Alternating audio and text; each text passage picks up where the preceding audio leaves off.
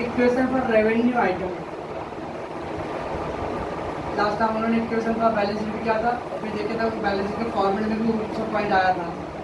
Similarly अभी equation for revenue item है, ये मैं इसलिए लिखा बिकॉज इसका यूज़ आपको ऑब्जेक्टिव टाइप क्वेश्चन में होएगा, ठीक है ना, और ये आता रहेगा। तो फिर बाद में जो फॉर्मेट इसके बाद है रेवेन्यू फॉर्मेट, उसमें भी यूजफुल है। Let's take the first cost of goods sold. Study है क्लासीफाई द एक्सपेंसेस। एक्सपेंस को मैंने डिवाइड किया था, तो पहला था कॉस्ट ऑफ गुड्स सोल्ड, ठीक है ना।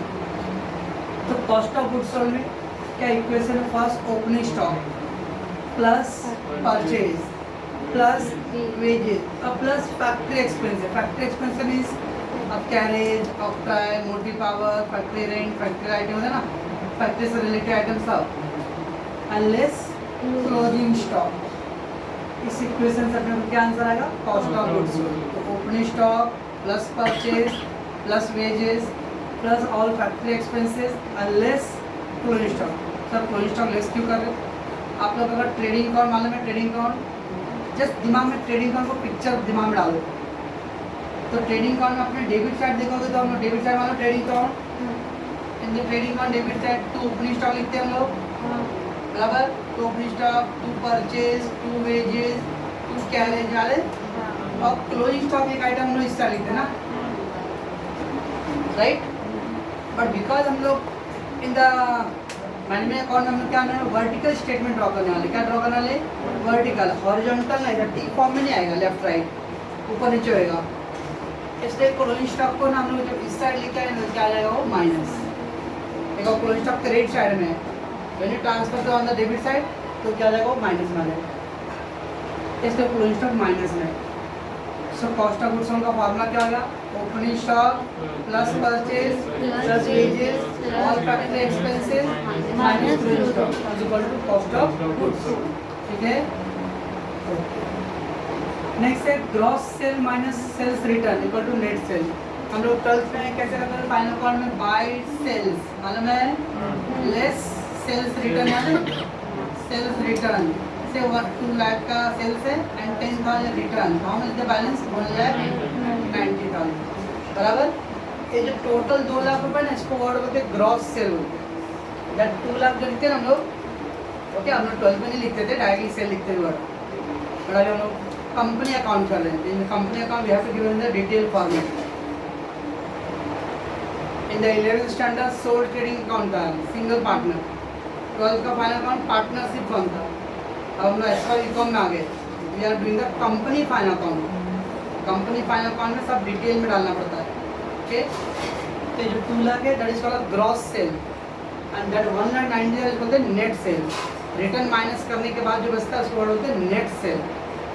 सिमिलर अभी यहाँ पे जो परचेज है तो उसमें रिटर्न परचेज रिटर्न भी होता है ना, तो जो ग्रॉस अमाउंट रहेगा उसको total amount of gross purchase, return less करके तो नेट परचेज, ओके। तो gross sale minus sales return is equal to net sale. Total sale में से जब रिटर्न माइनस कर देंगे that we get net sale, okay. आपसे एक क्वेश्चन है, सेल्स रिटर्न को कुछ और वर्ड बोलते हैं क्या? Is there any other word for sales return? आपने 11th पढ़ाई किया, 12th पढ़ाई किया, हाँ, return outward, return inward, return inward बोलते हैं, रिटर्न इनवर्ड। रिटर्न आउटवर्ड होता है purchase return, return inward outward, outward होता है परचेज रिटर्न, इनवर्ड होता है सेल्स रिटर्न। तो सेल्स रिटर्न को वर्ड बोलते हैं रिटर्न इनवर्ड। क्या आ गया फार्मूला अपना? Gross sale less sales return is equal to net sale, ठीक है। मैं क्या बोल रहा हूँ? नेक्स्ट है net sale minus cost of goods sold equal to gross profit. Net sale minus cost of goods sold, net sale में से जब हम लोग कॉस्ट ऑफ गुड्स सोल्ड का आंसर माइनस करेंगे ना तो क्या है अपना आंसर? ग्रॉस प्रॉफिट आता है। अभी opening stock, purchase, wages, carriage, इतने सारे आइटम को क्या बोलते हैं हम लोग? Opening, purchase, wages, factory less closing, इसको क्या बोलते हैं? Cost of goods sold. और ये आंसर क्या है? Net sale. तो net sale minus cost of goods sold, जहाँ पे हम लोग क्या लिखते हैं? To gross profit. बिकॉज वो टी फॉर्म में था अपना आंसर बचपन का, अब हम लोग को वर्टिकल में करना है।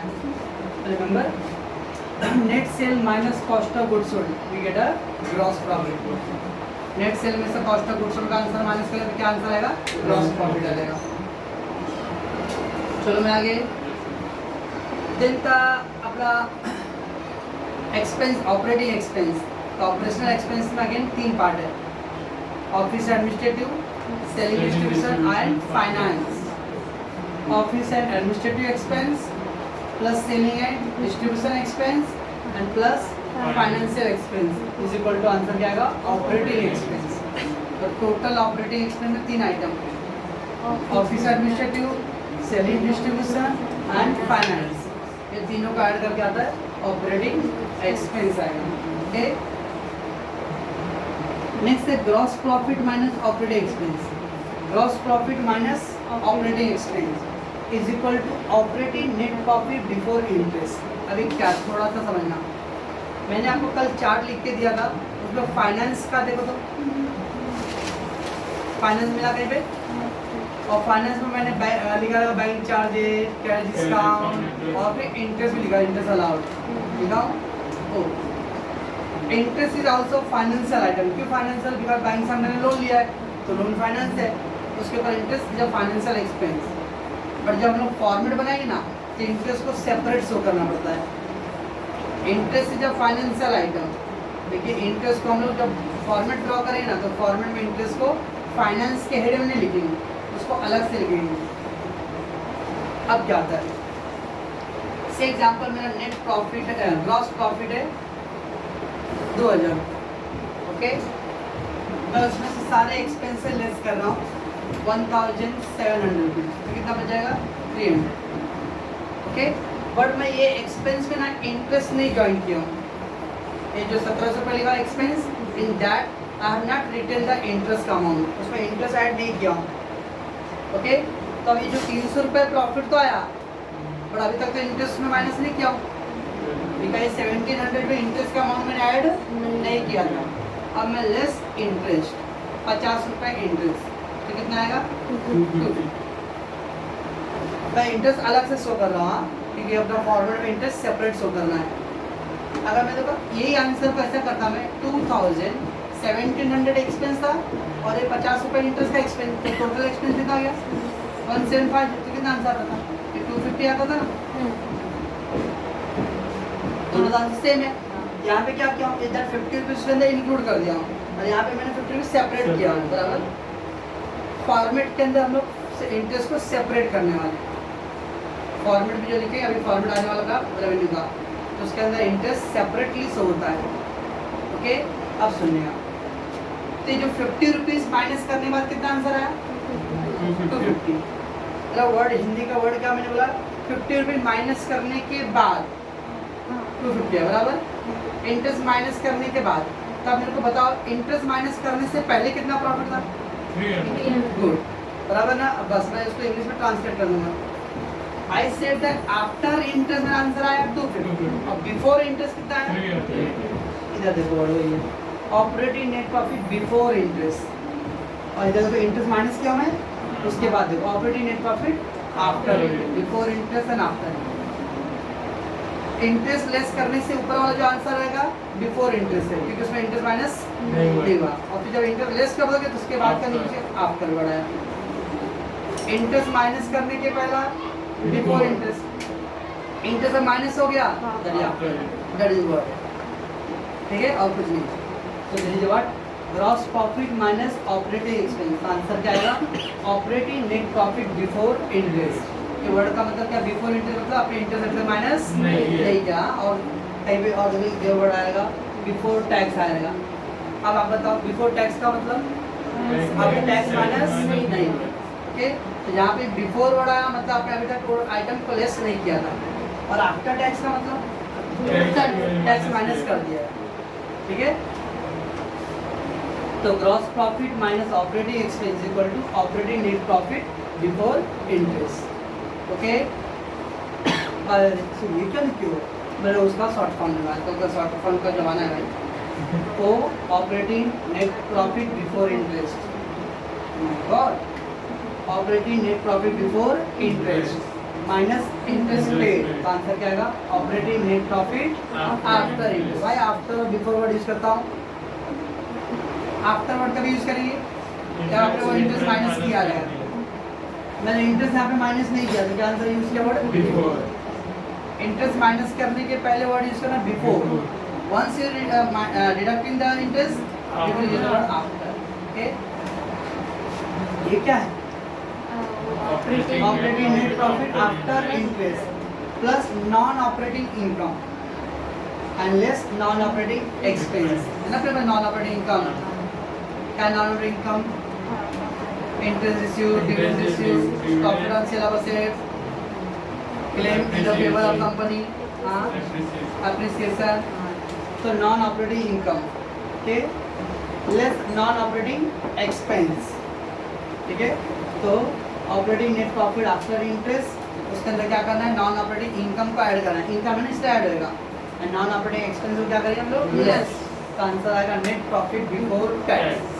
अब बिफोर टैक्स का मतलब अगर आपका हमने टैक्स का पेमेंट नहीं किया, टैक्स लेस नहीं किया आपने, गवर्नमेंट को टैक्स कंपनी यहाँ आपने 12th पे पढ़ा था जॉइंट स्टॉक कंपनी, ओसी बेस चैप्टर था joint stock company. And joint stock company is artificial person, it is registered. Okay ना, सोल ट्रेडिंग पार्टनरशिप को रजिस्ट्रेशन कराना इतना जरूरी कंपलसरी नहीं होता है। जॉइंट स्टॉक कंपनी को कंपलसरी है, जब कंपनी रजिस्टर कंपलसरी है तो उनको टैक्स भी भरना कंपलसरी है। ओके, नाउ ये क्या? NPBT net profit before tax less provision for tax, तो आ जाएगा नेट प्रॉफिट आफ्टर टैक्स। इस तरह से पूरा फॉर्मेट होता है। सारा एक्सपेंस से माइनस करने के लास्ट में क्या माइनस करना पड़ता है वो क्या? Provision for tax. ठीक है, एक और इक्वेशन होता है net profit after tax minus appropriation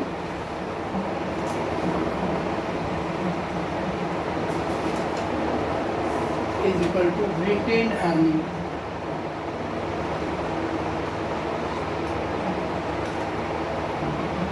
इससे पहले बातें लिखो। नेट प्रॉफिट आफ्टर टैक्स क्या है? Net profit after tax minus appropriation. मैंने अभी तक एप्रोप्रिएशन आपको एक्सप्लेन नहीं किया, मैं उसका डिटेल में अभी आपको बताऊंगा।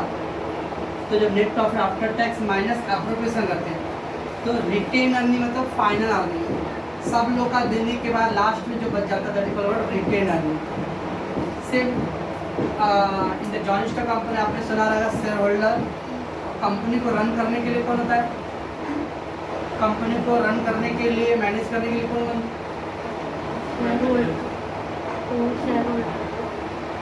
Board of director. ओसी में जाके देखना 12th का बुक में कंपनी का मालिक होता है शेयर होल्डर, और उसको रन करने के लिए बोर्ड ऑफ डायरेक्टर होता है, ग्रुप ऑफ डायरेक्टर्स। ठीक है ना, मैं डायरेक्टर हूँ और आप लोग शेयर होल्डर हो। कंपनी को प्रॉफिट हो रहा है तो मैं आपको उसमें से क्या दूँगा? डिविडेंड प्रोवाइड करूँगा। आई पे यू डिविडेंड। ओके, आपको डिविडेंड मिल रहा है। सारा पैसे जो भी प्रॉफिट का मैं पूरा का पूरा आपको अभी मैं लुटा दूँ डिविडेंड में, और कल को लॉस हो गया तो तब आप भी मेरे को गाली दोगे, इसलिए मुझे कुछ पैसे क्या करना पड़ेगा? बचा कर रखना पड़ेगा ना। रिटेन अर्निंग, रिटेन अर्निंग मतलब सब लोग का देने के बाद कुछ पैसे बचाना है आपको फॉर फ्यूचर पर्पज के लिए, दैट्स कॉल्ड रिटेन अर्निंग। तो आपने टैक्स का पेमेंट कर दिया। एप्रोप्रिएशन मतलब लोगों को डिविडेंड देना, मेंबर लोगों को डिविडेंड भी पे कर दिया। डिविडेंड पे करने के बाद लास्ट में जो बच गया पैसे वो कंपनी को बिलोंग करता है फ्यूचर पर्पज के। तो net profit after tax minus appropriation is equal to retain earning. Appropriation क्या आता था? वेट करो, मैं इसका बताता हूँ। ये वाला click. Appropriation. Appropriation means the distribution of net profit after the tax to its shareholder. Shareholder means member. अब जो भी प्रॉफिट, मान लो आप लोग शेयर होल्डर हो तो आपने पैसे इन्वेस्ट किया, हर कोई पैसा 2 पैसा लगाएगा कुछ फायदे के लिए ना, क्या मुझे कुछ बदले में मिलना चाहिए। तो शेयर होल्डर में पैसा लगाया तो उसको क्या मिलता है? डिविडेंड मिलता है। ठीक है ना, बट यू नो दैट आपको मालूम, आपको ने स्टार्टिंग में बोला था पहले बाहर वाले लोग को पेमेंट करने के बाद डिवेंचर लोग का इंटरेस्ट पे हो जाता है, फिर प्रेफरेंस है, बाद में फिर इक्विटी को। डिविडेंड लास्ट में पेमेंट होता है ना, पहले नहीं। इसलिए तो मैंने स्टार्टिंग इक्वेशन में लिखा हूँ, तो सारे एक्सपेंस से माइनस किया, फिर टैक्स माइनस किया, ओके, फिर लास्ट में एप्रोप्रिएशन आएगा। यानी सारे एक्सपेंसेस पे करना है, डिवेंचर लोगों का इंटरेस्ट पे करना है, फिर गवर्नमेंट को टैक्स भी पे करना है। टैक्स पे करने के बाद में कुछ बच जाएगा ना, तो फिर मेंबर लोग को डिविडेंड प्रोवाइड करना है, okay, that is called appropriation. The appropriation means the distribution of net profit after tax to its share holder. Tax देने के बाद जो पैसे बच गया वो अपने मेंबर लोग को डिस्ट्रीब्यूट करो, ठीक है ना। टैक्स गवर्नमेंट को पहले टैक्स पे करना है कंपलसरी, वो लोग को देने के बाद अगर कुछ बचता है पैसे तो फिर अपने मेंबर लोगों में हम लोग डिस्ट्रीब्यूट करेंगे। मेंबर मतलब share holder, member means share holder, that is known as word appropriation. The following item are included in appropriation. अब एप्रोप्रिएशन कौन कौन से आइटम आते हैं, तो नॉर्मली 3 आइटम है। फर्स्ट है ट्रांसफर टू रिजर्व। अभी क्या है ट्रांसफर टू रिजर्व? से एग्जाम्पल, गवर्नमेंट को टैक्स देने के बाद मेरे पास 2 लाख रुपए बच गए। After paying the government tax I got 2 lakh रुपए बैलेंस। ये हो गया मेरा नेट प्रॉफिट आफ्टर टैक्स। देखा मैंने गवर्नमेंट को टैक्स पे करने के बाद इतना है। अब ये पैसे में मैं क्या करूँगा, शेयर होल्डर को पे करूँगा, ओके ना। बट मैं डायरेक्टर हूँ कंपनी का, ओके ना। मुझे मालूम है कि अगर मैं सारे पैसे अभी दे दूँ और कल को जरूरत पड़े तो फिर आपसे मांगना पड़े मेरे को, और आप बोलोगे भाई क्या रोज मांगते रहते हो, कंपनी चलाने नहीं आता तुमको। ठीक है, दुनिया सब इनकमिंग काउंट है। जब 2 लाख दे जाता तब आप मुझे लेके ले लीजिए, जब मैं मांगूंगा तो प्रॉब्लम। इससे डायरेक्ट बोर्ड ऑफ डायरेक्टर पहले क्या करता, कंपनी के रिक्वायरमेंट्स क्या है, और हर एक कंपनी क्या रहता है, मेरा बिजनेस दिन दुगना रात चौगुना तरक्की करे ना, एक्सपांसन एंड डाइवर्सिफिकेशन, बिजनेस बड़ा हो, ओके। तो मैं क्या करूँगा, कुछ पैसे फ्यूचर के जमा रखूँगा। तो चलो भाई, एक है सिंकिंग फंड। सिंकिंग फंड मतलब सब स्पेशल कॉज के, बराबर। मान लेते हैं कंपनी का फैक्ट्री अभी भाड़े पे है, कंपनी ने टारगेट रखा है कि अगले 10 साल में अपना भाड़े पे फैक्ट्री नहीं, अपना खुद का फैक्ट्री होना चाहिए। 10 साल के बाद क्या झाड़ में पैसे आएगा तोड़ के ले लूँगा, तो आपको जमा करना है रेगुलरली। तो चलो भाई 2 लाख रुपए था, उसमें मैं हर साल 50,000 रुपये टारगेट रखता हूँ, अपना वो सेव करके रखता हूँ। That is called transfer to sinking fund. तो 50,000 रुपये मैंने रिजर्व में ट्रांसफर कर दिया। अब कितना बैलेंस हो गया, 150 बच गया बैलेंस, बराबर है 150,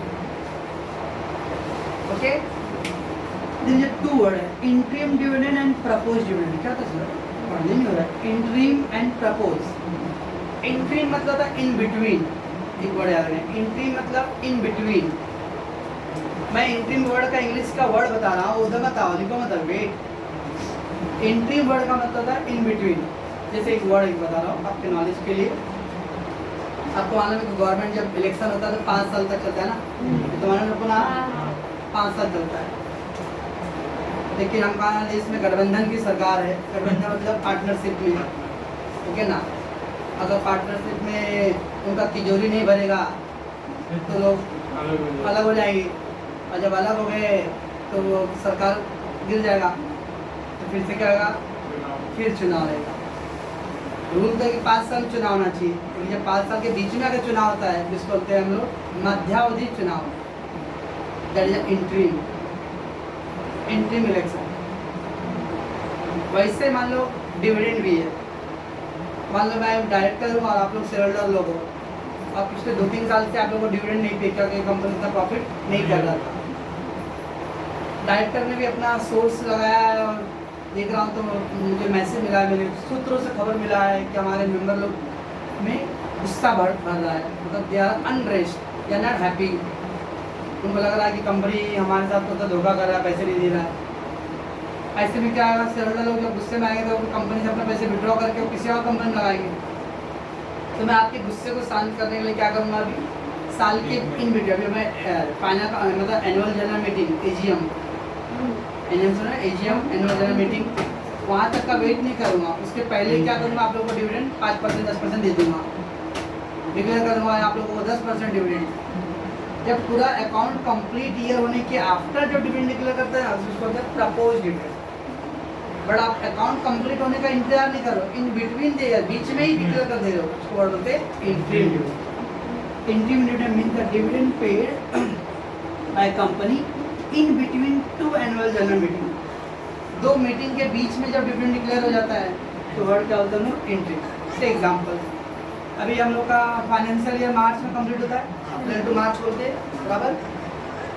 हम लोग को तो मस्त ट्रायल बैलेंस दिया था, आधा घंटे में फाइनल अकाउंट करते हैं, टैली करता है अपना फाइनल अकाउंट कभी ओके, फिर ऐसा कॉलर टाइप करा, अरे मैं trial final account. Real life में आधा घंटे में फाइनल अकाउंट टैली नहीं हो जाता। अकाउंट होने के बाद काफ़ी काम करना पड़ता है, तो चार्टर्ड अकाउंटेंट का अकाउंट फाइनल अकाउंट बनाएगा, फिर ऑडिटर ऑडिटर क्या करता है, ऑडिटिंग करता है, उसका चेक करेगा, फिर ऑडिटर का रिपोर्ट आने के बाद डायरेक्टर को डालेगा, डायरेक्टर रिपोर्ट बनाता है तो director reports, after that they will held the annual general meeting AGM. उस मीटिंग में डायरेक्टर बताएगा भाई इतना इतना प्रॉफिट हुआ है और हमने डिसाइड किया इतना डिविडेंड आपको डिक्लेयर करना है। जब एनुअल जनरल मीटिंग के अंदर हम लोग डिविडेंड डिक्लेयर करते हैं ना, तो वर्ड बोलते हैं प्रपोज डिविडेंड। लेकिन उसके पहले ही आप बीच में ही, साल के बीच में ही आप डिविडेंड डिक्लेयर, उसको वर्ड बोलते हैं इंटरिम डिविडेंड। क्या याद रखना, इंटरिम डिविडेंड मीन्स कुछ नहीं आता मेरे को, इन बिटवीन द ईयर, साल के बीच में डिविडेंड डिक्लेयर किया तो इंटरिम, पूरा साल कंप्लीट होने के बाद क्या तो प्रपोज।